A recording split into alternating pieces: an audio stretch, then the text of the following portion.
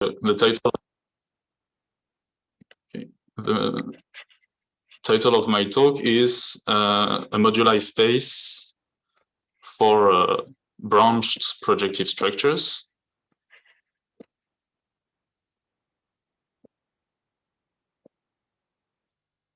So branched projective structures are objects on Riemann surfaces, that is the surfaces with complex structures.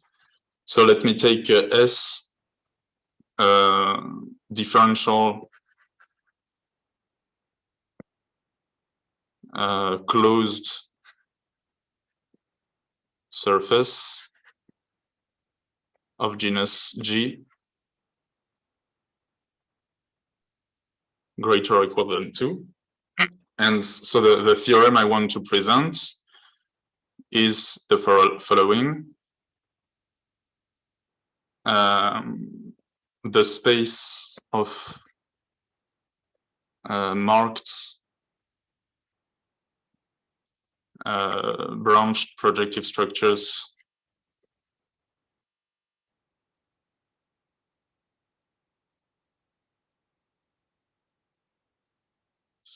on S is a complex manifold. So of course I will define all the term in this theorem that I stated, so that's this is the goal, and that's what I will talk about. So first I will talk about a very classical theory that is the theory of projective structures, so unbranched projective structures.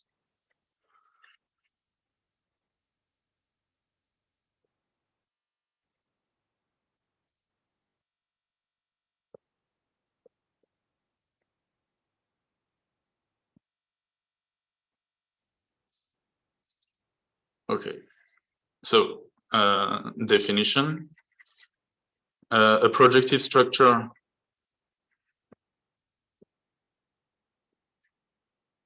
on the surface S. It is the datum of two things. So first, an open covering of the surface S, and second, so say UI for I in a space of indices, and second, for any I, a chart, so a local diffeomorphism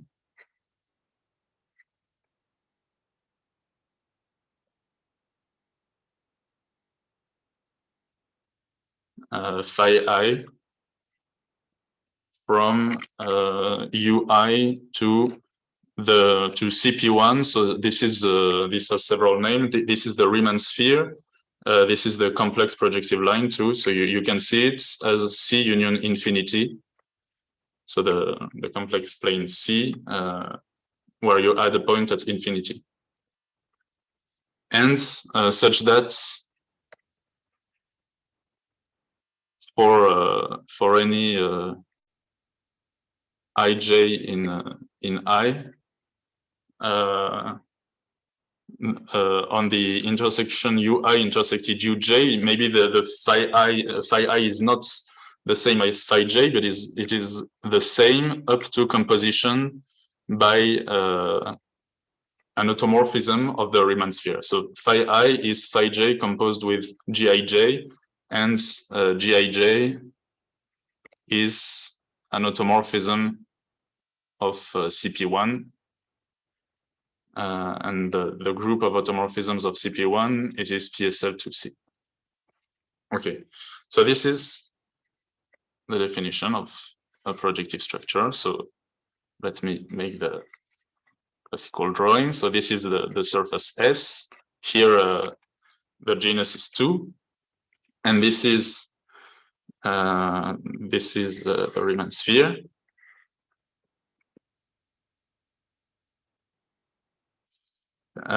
So I have open sets UI on S and charts phi I that are local diffeomorphisms from the UIs to CP1.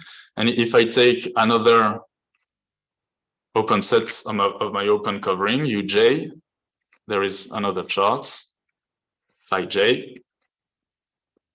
And on the intersection, phi I is not the same as phi j, but there is a global automorphism of the Riemann sphere that's such that when composed with phi j, it is phi I.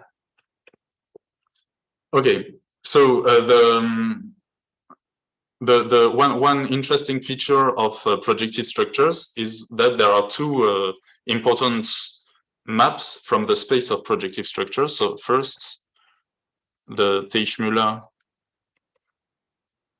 projection.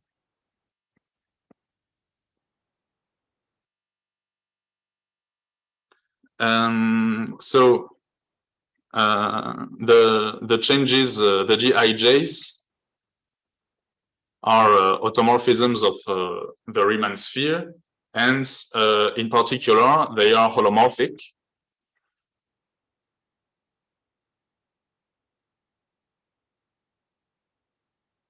And thus, the fact that phi I is a GIJ composed with phi j means, in particular, that the complex structure defined on S by phi I is the same as the complex structure defined by on S by phi j. So a projective structure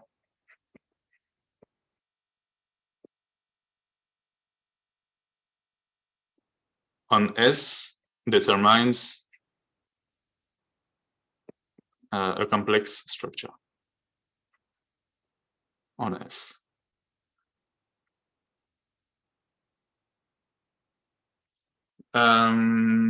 So let me introduce the Teichmüller space. So I write T of S. It is the space of marked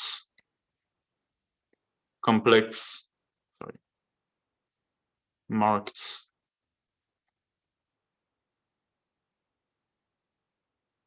complex structures on S up to isomorphisms, so up to biholomorphisms.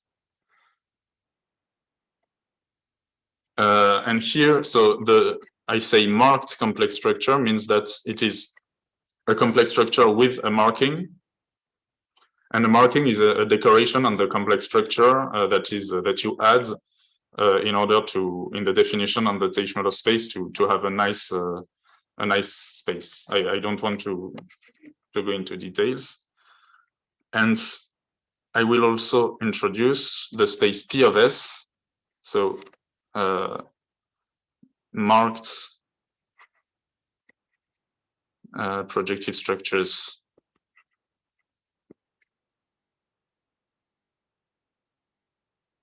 on S up to isomorphisms. So that is what we call a moduli space, the moduli space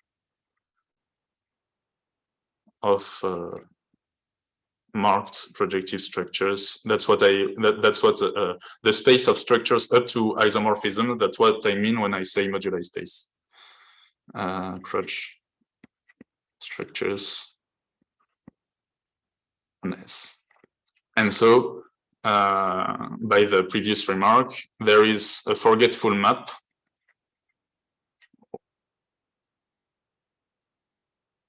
that takes a projective structure in P of S, forgets everything that is not the complex structure that it defines. So I write it Teich like that. It goes from the complex, it goes from P of S, the space of projective structure, to the space of complex structures. So remark, take Riemann surface X in T of S. So a Riemann surface is the same thing as a surface with a complex structure. So I take a Riemann surface in T of S, and I consider the pi from x tilde to x the universal covering.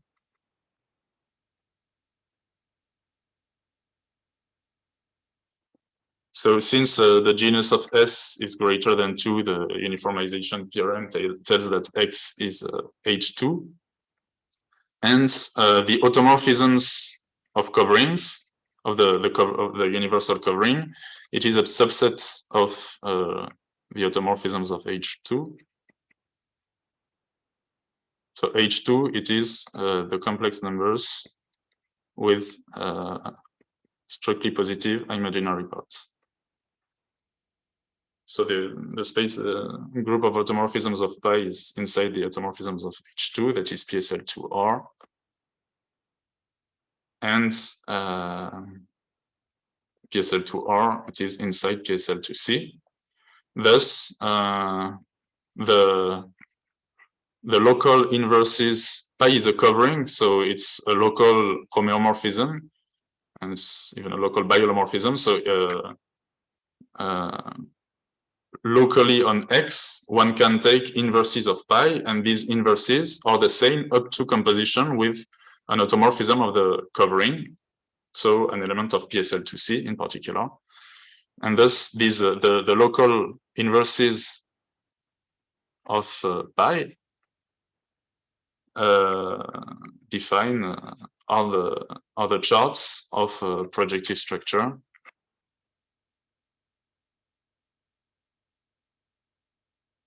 on X. Okay, so a projective structure on say on S, whose say projective structure P on S with whose underlying complex structure is X. So Taish of P is X. And thus this shows that first this gives an example of projective structure. I didn't give any yet. And second, it shows that Taish is surjective.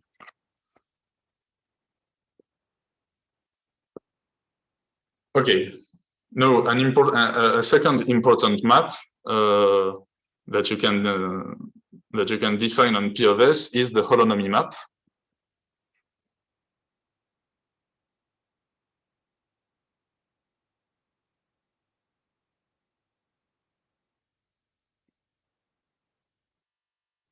And this can be introduced by thanks to a proposition of Riemann,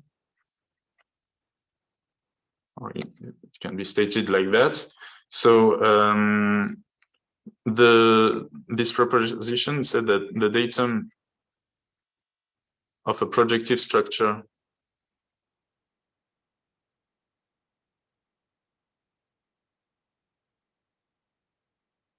on S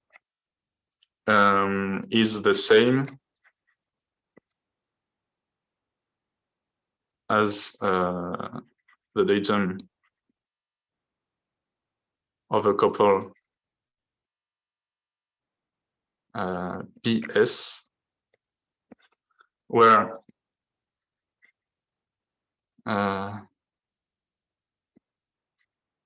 so P over S is a CP1 bundle,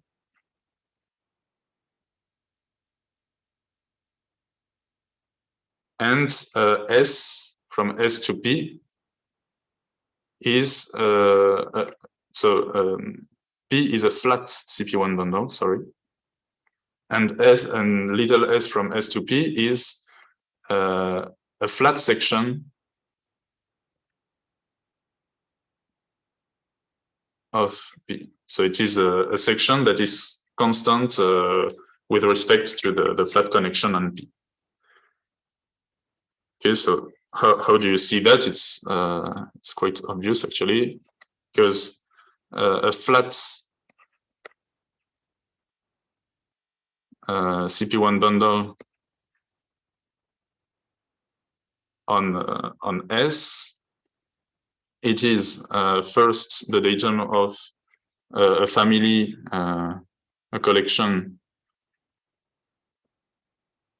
of products UI times CP1 that where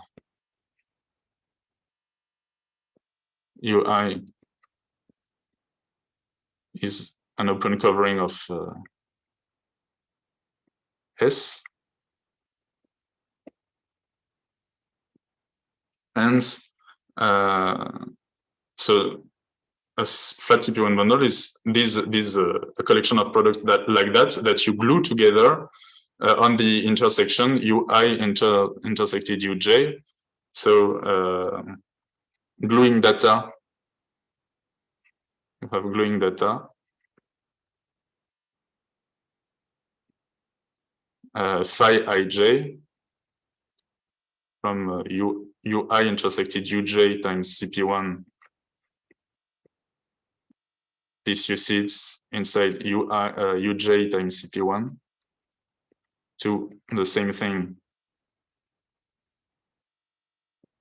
but seen as a part of UI times CP1. And that's 2x in UI intersected UJ and psi associates also x. It is the identity on UI intersected UJ, and Gij of psi with Gij in PSL2C. And so you see that it has a meaning to talk of a flat section of a flat CP1 bundle, because if you take a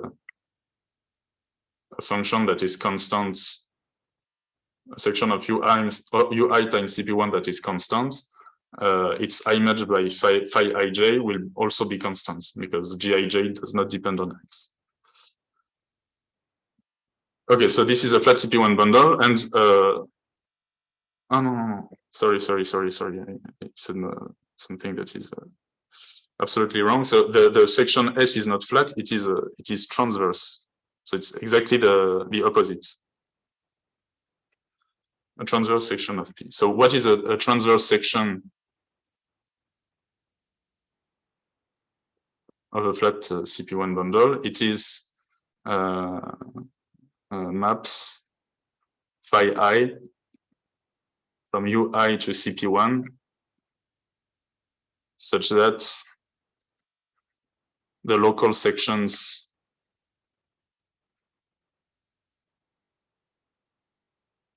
SI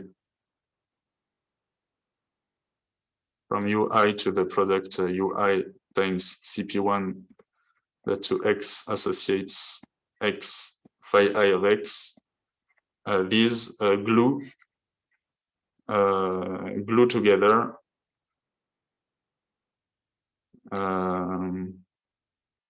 through when you apply the gluing data phi ij. So this means phi ij of Sj is Si, but phi ij of Sj, it is X Gij of phi j, and this is X phi I. So you see that phi I is Gij quotient composed with phi j, and so when you take and so this flat CP1 bundle with it is not just maps; it is even local diffeomorphisms. So that's this is the transverse parts. The phi I have to be local diffeomorphisms. Okay, so you see that when I take as an atlas UI, the UIs and the phi I's, it defines a projective structure. Okay, but then So a projective structure is a flat bundle with a transverse section. But then if I look at the moduli space of flat bundles, so the space flat bundles of flat bundles on S quotiented by isomorphisms, this is the same as the space of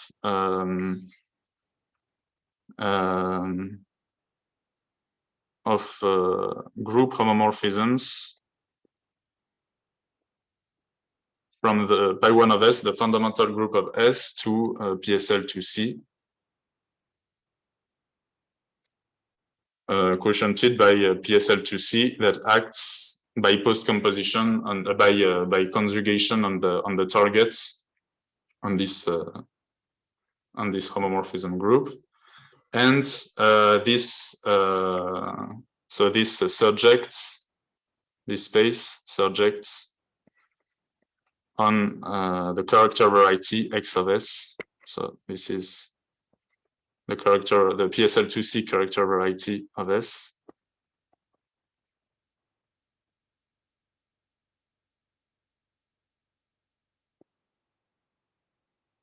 Which is, so this is essentially these two spaces are essentially the same. It's just that in order to have a nice space, you need to quotient the space of flat bundles on S by a little bit more than isomorphisms. And in fact, what geometry consider as the space of flat bundles on S is this character variety. Okay, and so you see that when you have a projective structure, in particular, you have a flat bundle, so there is a forgetful map.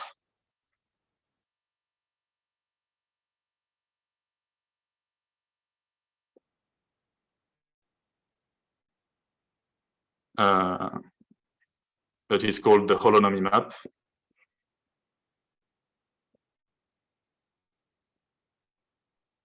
I'm sorry, you mean by character variety, you take only representation of the pi 1 which are discrete? No. I think I take all the homomorphisms and I quotient. I take the GIT quotients.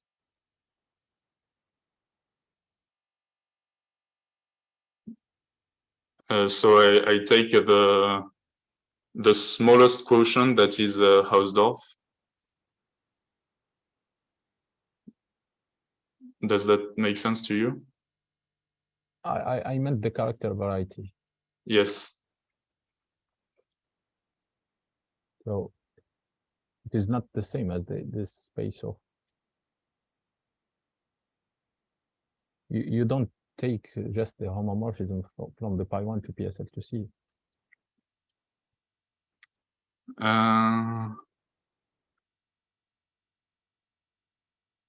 Okay.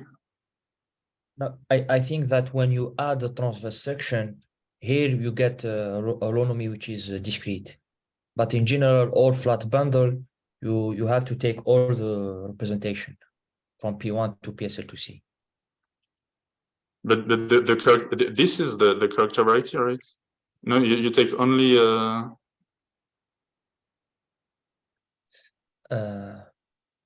no, I think that the flat bundle is exactly as you write, the space of all representation from P1 to PSL2C. No, yes. but the character variety is not the same. Yeah, the character variety, I think it corresponds to the flat bundle plus transverse section. No, Okay. but as a definition of representation of the group pi 1 of S, is it representations which are faithful and discrete, or No. or something? So there is a point in the character variety that corresponds to the trivial representation, for instance. Okay, so I I don't understand. So if you are taking the character variety to be all homomorphisms, up to conjugation, so these two spaces are equal. No. So these two spaces are equal. Yes. But this quotient. So I'm not at all an expert on this.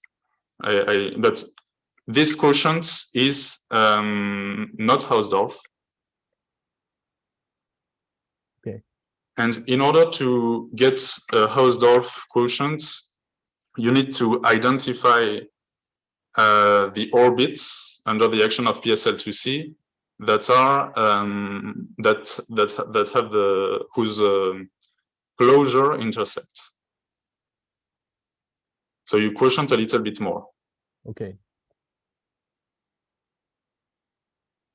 Okay, thanks. Okay, yeah, thank you for the question. So we have the holonomy map that goes from P of S to X of S.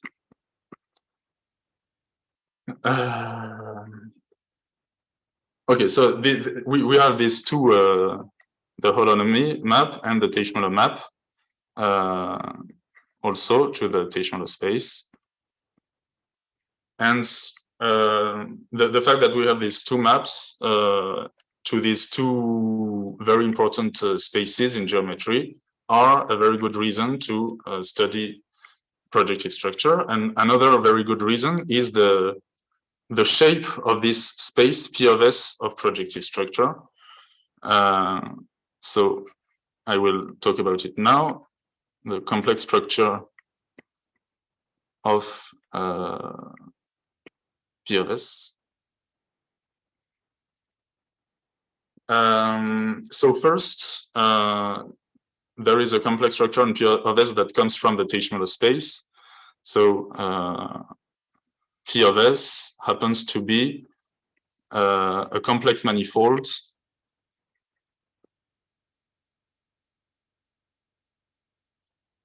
of dimension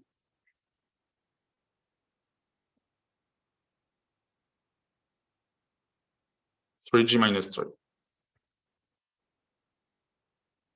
And now, so this complex structure on T of S can be put on P of S thanks to the Schwarzian parametrization. That is a very nice structure of a very nice feature of projective structures.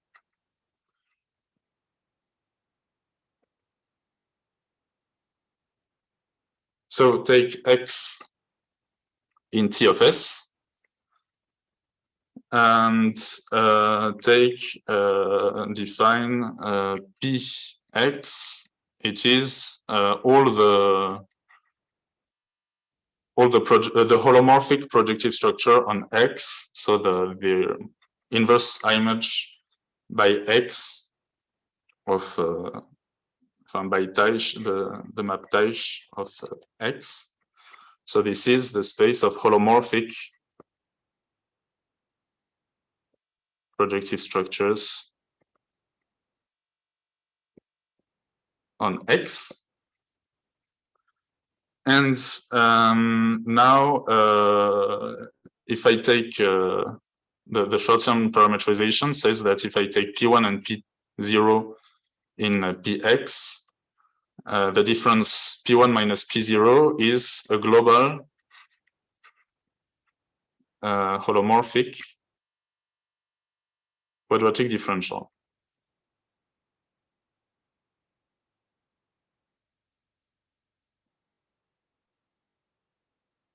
And reciprocally, if I take Q in that is a global holomorphic quadratic differential, so in H0 of x kx squared, this is the space of these objects, then P0 plus Q can be interpreted as a holomorphic projective structure on Px. So this is this Schwarzian parametrization is summarized in the following proposition. Px is an affine space directed by the vector space H0 of x kx squared. Now, what's very good with that is that holomorphic quadratic differentials are objects that you can study from the algebraic geometry point of view. And so one very basic tool in algebraic geometry is the Riemann-Roth formula,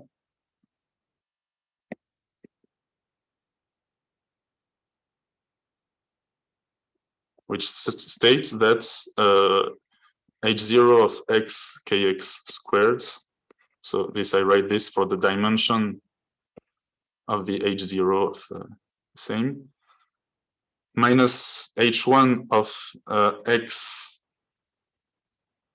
kx squared. So again, this is the dimension of the first cohomology group, which is an algebraic geometric objects.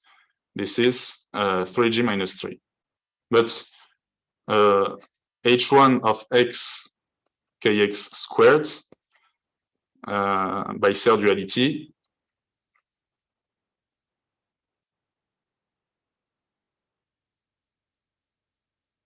it is the same as H0 of x tx, where tx is the tangent bundle, so say the sheaf of holomorphic vector fields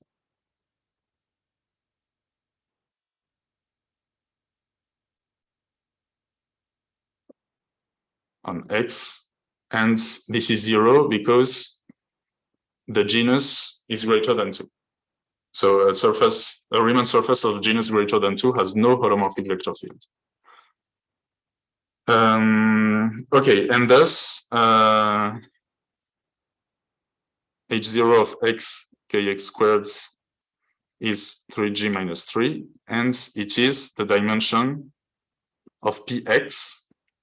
And we see that the dimension of px is independent on x. It only depends on the topology of the surface S. And in fact, there is a theorem that's from Bers that says that the spaces Px, where x varies, glue together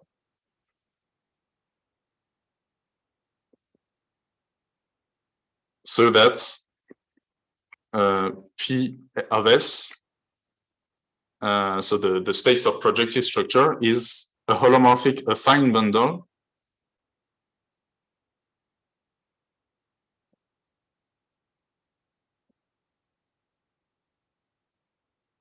over T of S, and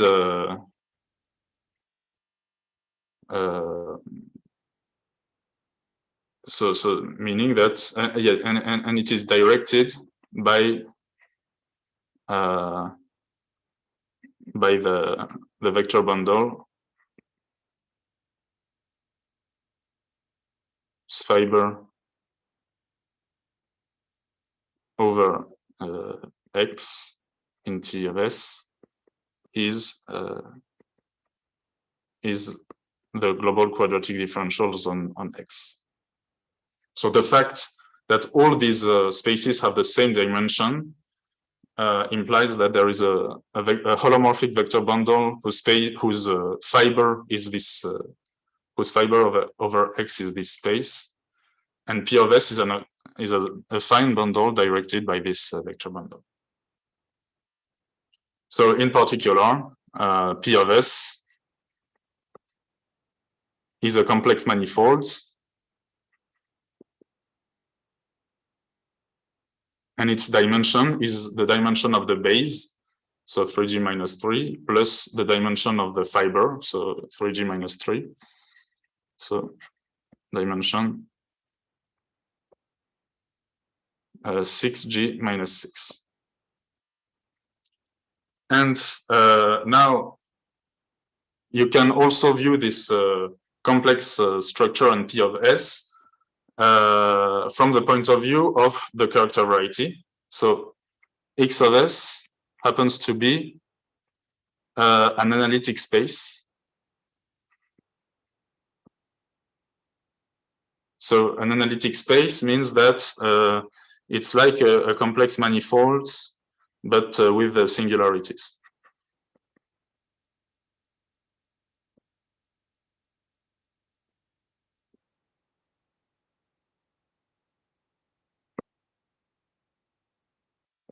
So in real dimension 1, a manifold looks like that, and an analytic space, it would more look like that. So that it's the same, but there are some points that are singular. Okay, but fact, it happens that the holonomy map, the image of the holonomy map by the image of P of S by the holonomy map lies in the smooth locus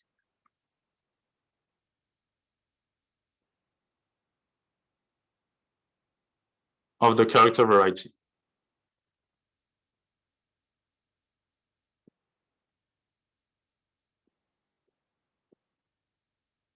So P of S does not see the singular points of the character variety.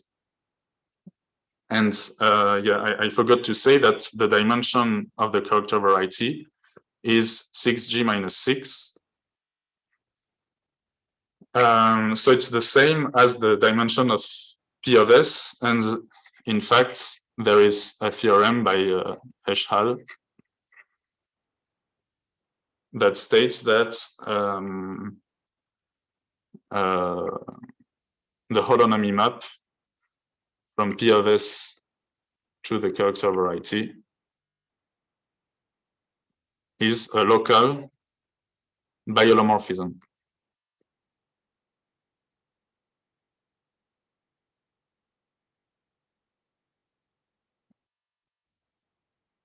So that's what I wanted to pick out from the theory of projective structures. It is that you have a space, P of S, that is a complex manifold, and its complex manifold structure can be seen either as coming from the projection to the Teichmann space, or to be inherited from the complex structure of the character variety. And so, in the second part, I will give a generalization for that, for branched projective structures. So a branched projective structure, so let me just do a teaser for the second part. So take X in a Riemann surface on S, and PS, a generic CP1 bundle, a generic holomorphic, say, a generic flat CP1 bundle with a section, with holomorphic section.